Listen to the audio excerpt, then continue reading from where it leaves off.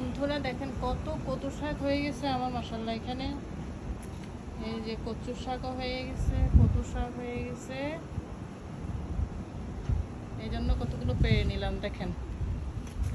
এখন এগুলোকে কেটে নিছি কতগুলো গাছের থেকে। এই যে এখন এগুলোকে গাছের থেকে এখন কেটে নিছি।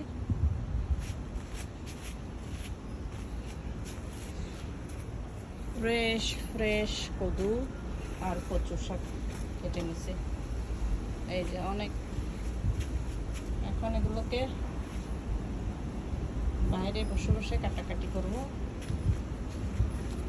ওখানেও কতগুলো কুমড়ো শাক দেখছেন, অনেক কুমড়ো শাক, শিম গাছ, ছই গাছ সব উপরে উঠে গেছে।